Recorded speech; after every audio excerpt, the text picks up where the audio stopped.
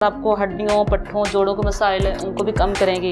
अगर आपका BP, blood pressure का मसला है उसको कम कर देगी। अगर नहीं है तो इन फ्यूचर अगर आप रिस्क पे हैं इन चीज़ों के, उस चीज़ को भी कम कर देगी। आप ये बैक पेन के लगा रही हैं कब, तो इसके अलावा हम बॉडी के कौन से ऐसे पार्ट्स हैं जहाँ पे लगा के कर सकते हैं? कुछ लोग चेस्ट पे भी लगवाते हैं शौक से कि हमारा जो है यहाँ का हिजामा करें, और बहुत से लोग हैं जिनका कोई एक्ने का प्रॉब्लम होता है, स्किन के प्रॉब्लम्स होते हैं, उसके लिए स्पेशलाइज्ड कप होते हैं, छोटे कप होते हैं, वो स्किन पे लगाए जाते हैं। नई बात डिजिटल की वीडियोस देखने के लिए हमारा चैनल सब्सक्राइब करें और बेल आइकन पर क्लिक करना मत भूलिएगा। अस्सलाम वालेकुम नाजरीन, नई बात डिजिटल के साथ मैं हूँ आपका मेज़बान हैदर अली। हदीस पाक का मफ़हूम है कि जब आप सल्लल्लाहु अलैहि वसल्लम मेराज पर तशरीफ़ लेकर गए तो आप सल्लल्लाहु अलैहि वसल्लम को हर आसमान के फरिश्ते ने कहा कि या रसूलल्लाह हजामा करवाएं। हजामा क्या है, हजामा कैसे किया जाता है और इसकी शरई अहमियत क्या है, जानते हैं डॉक्टर नौरीन कासिम से। अस्सलाम वालेकुम। वालेकुम सलाम। कैसी हैं आप? शुक्र अल्लाह का। अच्छा, आप मुझे बताएं कि हजामा है क्या? बेसिकली जो हिजामा है एक तो सुन्नत भी है, ठीक है। हिजामा एक ऐसा तरीकाकार है जिसमें जो आपकी बॉडी में जो एक फासिद मादा आपको होता है ब्लड में, उसको हम बाहर निकालते हैं, ठीक है। इसके बाहर निकालने का मकसद ये होता है कि यही फासिद मादा आपकी बॉडी में पेन कॉज करता है, मुख्तलिफ किस्म की बीमारियों का बायस बनता है, जैसे बीपी का इशू है, ब्लड प्रेशर है, कोलेस्ट्रोल है, दिल की बीमारियाँ, गुर्दों की बीमारियाँ हैं। तभी हमारे जो प्यारे रसूल सल्लल्लाहु अलैहि वसल्लम है उन्होंने फरमाया कि जो हिजामा आप ज़रूर करवाएं, इसमें बहुत सी बीमारियों से आप बच सकते हैं और इसमें शिफा मौजूद है। अच्छा, आपने ये बताया कि हजामा एक सुन्नत है, आप सल्लल्लाहु अलैहि वसल्लम ने कहा, हजामा कैसे करते हैं? हिजामा बेसिकली इसमें पहले पुराने ज़मानों में जो उनके पास टेक्निक तरीक़ेकार होते उसके अकॉर्डिंग करता था। अब नया ज़माना है, ठीक है, नई चीज़ें आ चुकी हैं, तो इसमें हमारे पास मुख्तलिफ कप्स का इस्तेमाल होता है। वो बॉडी पे लगाते हैं, उसके बाद हम थोड़ा पंप करते हैं, वैक्यूम क्रिएट करते हैं, जिससे जो एक ब्लड है वो सर्कुलेशन थोड़ी बेहतर होती है, ब्लड ऊपर आ जाता है। 3 मिनट के लिए कप को छोड़ देते हैं, ठीक है। अभी आपको करके भी दिखाते हैं, बल्कि हमारे पास सामने एक पेशेंट है, ठीक है। तो ये वैसे ही नॉर्मली करवाने को कोई इशू नहीं है, ये अपनी फिटनेस के लिए करवाने आए हैं कि ज़रा हेल्दी रहें, इनको कोई इन फ्यूचर कोई ब्लड प्रेशर, बीपी जैसा मसला ना हो और सुन्नत भी साथ पूरी हो जाए। तो इनका हम करते हैं। ये हमारे पास कप होते हैं, ठीक है। अच्छा, आपने बताया कि पहले एक टेक्नोलॉजी उनके पास जो होती थी, कोई भी चीज़ उससे करते हैं। आजकल हम देख रहे हैं कि हजामा जो करते हैं उसे कपिंग थेरेपी का नाम भी दिया गया है। अब आप मुझे बताएं कि कपिंग थेरेपी की भी टाइप्स, अब मैंने सुना है कि कुछ हैं, तो आप मुझे बताएं कि कौन कौन सी टाइप्स हैं? कपिंग थेरेपी में इसमें ड्राई कपिंग आ जाती है, ठीक है, जिसमें आपका ब्लड नहीं निकलता, ठीक है। पेशेंट की जो कंडीशन उसके अकॉर्डिंग होता है, जैसे कोई इनका ट्रिगर पॉइंट बन गया है, ठीक है, उस पर लगा देते हैं, ठीक है। जब उसका करते हैं तो वहाँ की सर्कुलेशन बेहतर होती है, वहाँ का मसल रिलैक्स हो जाता है, इसमें ब्लड वगैरह नहीं निकलता। जस्ट वैक्यूम क्रिएट करते हैं और 3 मिनट के बाद जो कप रिमूव कर देते हैं, इसको ड्राई कपिंग कहते हैं। जो वेट कपिंग होती है उसमें हम वैसे ही करते हैं, लेकिन ये है कि जब वैक्यूम क्रिएट करने के कप को रिमूव करते हैं उसके बाद छोटा सा इंसिजन देते हैं हम, जिससे जो है वो दोबारा उसको हम वैक्यूम क्रिएट करते हैं, जिससे ब्लड बाहर आ जाता है आपका जिसमें फासिद मादा होता है। तो ये अभी हम इनकी वेट कपिंग करने लगे हैं जी। और ये हमारे पास कप हैं, ये डिस्पोजेबल होने चाहिए, ठीक है। अच्छा, एक कप जोन से है दोबारा रिपीट भी किया जा सकता है या हर पेशेंट के लिए एक अलग है? नहीं, दोबारा कप है वो रिपीट नहीं किया जा सकता, ठीक है, क्योंकि एक पेशेंट से हम दूसरे पेशेंट में नहीं लगा सकते। इस तरह बहुत से जो जर्म्स हैं आपके, ठीक है, जो ये सारी बीमारियां एक दूसरे से दूसरे में ट्रांसफ़र हो सकती हैं। तो ख्याल रखें, किसी भी आप सेटअप का विजिट करें, कपिंग करवाने के लिए जाएं तो वहाँ पे जो आप हिजामा करवाएं चीज़ों का आप पेशेंट को खुद भी पता होना चाहिए जो कप है डिस्पोजेबल हैं या इसके विदाउट पड़े हुए हैं। अगर ये बगैर मतलब डिस्पोजेबल नहीं है तो मतलब कि पहले यूज्ड हो चुके हैं, वैसे ही उन्होंने रखे हुए हैं, तो आप पे अप्लाई किए जा सकते हैं। अच्छा, हिजामा करने के क्या क्या ऐसे फ़ायदे हैं बॉडी में? जो हिजामा के जो फ़ायदे हैं बहुत सारे हैं, जैसे हमारे रसूल सल्लल्लाहु अलैहि वसल्लम ने फरमा दिया कि एक अगर आप हिजामा करवाते हैं इसमें 100 से ज़्यादा बीमारियों के लिए शिफा मौजूद है, ठीक है। तो ये आपकी बॉडी पेन्स भी कम करती हैं। अगर आपको हड्डियों, पट्ठों, जोड़ों के मसाइल हैं उनको भी कम करेंगी। अगर आपका बीपी, ब्लड प्रेशर का मसला है उसको कम कर देगी। अगर नहीं है तो इन फ्यूचर अगर आप रिस्क पे हैं इन चीज़ों के, उस चीज़ को भी कम कर देगी। तो अक्सर देखा जाता है कि हमारे आजकल बहुत सारे लोग कुछ डिजीज़ पे मुब्तला हैं, जिसमें शुगर, डायबिटीज़ यानी कि ब्लड प्रेशर है, और कुछ लोग ऐसे हैं कि जो खून पतला करने के कुछ मेडिसिन खाते हैं। सो अब ये खून निकल रहा है और कुछ लोग पतला करते हैं, खून को पतला करने की मेडिसिन खाते हैं। तो आप मुझे बताएं कि उसके लिए क्या एहतियात करना चाहिए, वो लोग किस टाइम करवा सकते हैं? हिजामा एक ऐसी ट्रीटमेंट है जिसका कोई साइड इफेक्ट नहीं है, वो किसी भी टाइम करवा सकते हैं, ठीक है। हिजामा में बेसिकली जो आपका जो है फासिल मादा निकाला जाता है, ठीक है। वो मेडिसिन आपके ब्लड को ज़रूर पतला करती हैं, जो आपका ब्लड उसको एक नॉर्मल जो उसकी क्वांटिटी होती है उसके अकॉर्डिंग रखती हैं, ताकि आप जो आपका इशू आ रहा है, ठीक है, उसको वो उससे बचाती हैं। लेकिन हिजामा का बेसिक पर्पज़ है आपके जो बॉडी में एक फासिल मादा उसको निकालना है, तो आप किसी भी टाइम इसको करवा सकते हैं इसका। अच्छा, अभी ये हम देख रहे हैं कि 3 कप आपने लगा दिए हैं, तो टोटल यानी कि कितने कपिंग किया जाता है? ये कप्स है, ये डिपेंड करता है पेशेंट के इशू पे, ठीक है।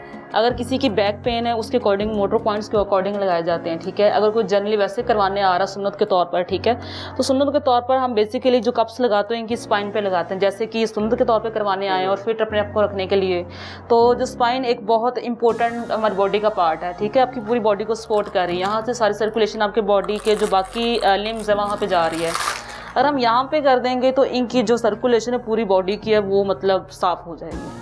अच्छा, जिस तरह आप ये बैक पेन के लगा रही हैं कब, तो इसके अलावा हम बॉडी के कौन से ऐसे पार्ट्स हैं जहाँ पे लगा के कर सकते हैं? ये आप इनके बॉडी के डिफरेंट पार्ट्स पे लगा सकते हैं, जैसे इनकी टांग का इशू है, आप इनकी टांग पे यहाँ लगा सकते हैं, इनके इस रीजन पे लगा सकते हैं, इंटीरियर जो आपके थाई है वहाँ लगा सकते हैं, इवन कि आप हेड पे भी लगा सकते हैं, ठीक है। और कुछ लोग चेस्ट पे भी लगवाते हैं शौक से कि हमारा जो है यहाँ का हिजामा करें। और बहुत से लोग हैं जिनका कोई एक्ने का प्रॉब्लम होता है, स्किन के प्रॉब्लम्स होते हैं, उसके लिए स्पेशलाइज्ड कप होते हैं, छोटे कप होते हैं, वो स्किन पे लगाए जाते हैं। अभी ये हम इनका वैक्यूम क्रिएट कर रहे हैं, ठीक है, तो इनको हम 3 मिनट के लिए छोड़ देंगे। जैसे कि इनका जो टाइम पूरा हो चुका है और आपको देख सकते हैं कि यहाँ के जो है वो एक सर्कुलेशन इम्प्रूव हुई है, इनकी जो पूरी वो रेड हो गई है, सर्कुलेशन ऊपर आई है इनके, ठीक है। ये कप हम रिमूव कर देंगे। सो इसके बाद नेक्स्ट क्या आप करेंगे? अभी इनका जो है हम सर्जिकल ब्लेड से करते हैं, ये भी ख्याल होना चाहिए, ये भी डिस्पोजेबल होना चाहिए, ठीक है।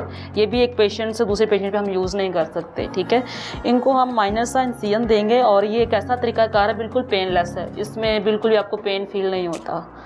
ये सिर्फ देखने में लगता है कि अच्छा खून निकलता है, खतरनाक है, पेनफुल है, लेकिन ये पेनलेस एक तरीका है। बॉडी के कह सकते हैं कि ऊपर इसके निशान कट लगाए जाते हैं, बिल्कुल सुपरफिशियल लगाए जाते हैं और 3-4 दिन के बाद डिस्पेयर भी पता भी नहीं लगता कि आपने हिजामा करवाया था या नहीं करवाया था। अब यहाँ इनका हम जो है छोटा सा इंसिजन देंगे,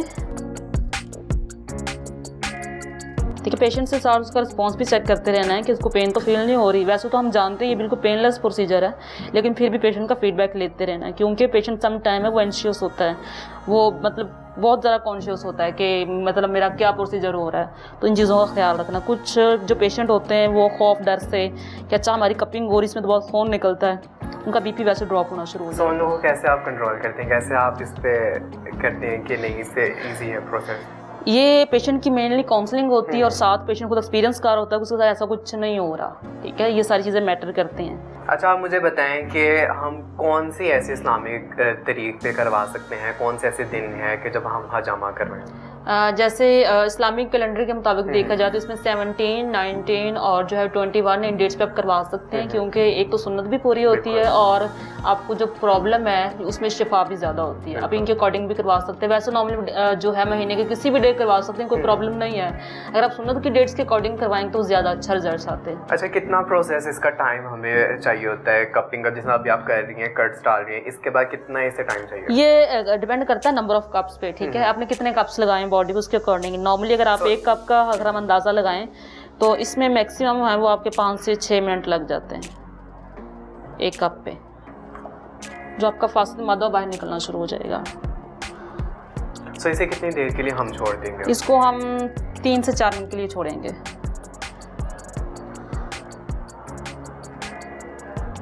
हमने सेकंड कप लगाया, ठीक है, तो इसमें हमने छोटे से इंसिजन दिए हैं जो बिल्कुल पेनलेस होते हैं। अब हम दोबारा वैक्यूम क्रिएट कर रहे हैं जिससे जो आपका जो फासिल ब्लड है वो बाहर आना शुरू हो जाएगा। इसको हम 3 से 4 मिनट के लिए ऐसे ही छोड़ देंगे और हम अपने नेक्स्ट कप की तरफ चलते हैं।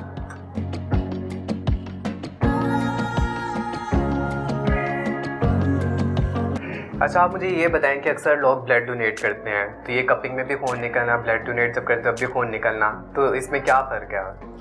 इसमें फ़र्क ये होता है जब आप किसी को ब्लड डोनेट करते हैं तो जो आपका एक जो ब्लड निकालते हैं वो हेल्दी ब्लड आपका होता है, ठीक है। तो लेकिन ये जो है ये आपका जस्ट फासिद मादा है, फासिद जो खून है, जो गंदा खून है आपका वो बाहर निकलता है। तो अच्छा, जैसे कि देखा जा रहा है कि ब्लड निकल चुका है और बहुत ज़्यादा थिक है, तो थिक होने की आखिर वजह क्या है? ठीक होने की आखिर वजह यही है कि जो हमारा फास्टिंग मादा है, ठीक है, ये हेल्दी ब्लड नहीं है। बिल्कुल। तो यही ब्लड होता है जो आपकी बॉडी में सर्कुलेट करके डिफरेंट जो ऑर्गन्स है वहाँ जाके बीमारी पैदा करता है और एक परमानेंट कॉज बन जाता है बीमारी का। इसको हम रिमूव कर देंगे और डस्टबिन में। अच्छा, अक्सर हजामा करने के बाद या कोई भी हम जो इलाज करते हैं उसके लिए कोई ना कोई डॉक्टर रेकमेंड करता है कुछ खाने में, कुछ पीने में, या कुछ इस तरह की एहतियाती तदबीर देता है। आप बताएं कि हजामा जब हो जाता है तो क्या इंसान खा सकता है, क्या पी सकता है और किस तरह अपनी बॉडी को रखना चाहिए? जब हिजामा हो जाता है हम पेशेंट को इस तरह की कोई मतलब वो लिमिटेशंस नहीं बताते। हाँ, उनको ये ज़रूर कहते हैं कि फ़िलहाल आपने चले एक दिन का रेस्ट ज़रूर करें, ठीक है। वैसे इसका कोई ऐसे साइड इफेक्ट नहीं होता, लेकिन हम उसको ये रिकमेंड करते हैं अपने पानी ज़्यादा से ज़्यादा पीना है। जी, बहुत शुक्रिया डॉक्टर साहिबा कि आपने हमें अपना कीमती वक्त दिया और हजामा के बारे में आपने बताया कि हर एज लिमिट तक लॉक करा सकता है। आपका बहुत शुक्रिया। तो जी नाज़रीन, जैसा कि आपने देखा कि डॉक्टर नौरीन कासिम हमारे साथ मौजूद थी। उन्होंने बताया हजामा के बारे में, हजामा कैसे होता है, उन्होंने वो भी दिखाया, इसकी शरई अहमियत भी बताई है कि कौन कौन सी चांद की तारीख में किया जाता है, और साथ ही साथ उन्होंने बताया कि इसमें कोई एज लिमिट नहीं है, हर एज के लोग करवा सकते हैं। तो इसी के साथ अपने मेज़बान हैदर अली को दीजिए इजाज़त। मिलते हैं अगले प्रोग्राम में। अल्लाह हाफिज़।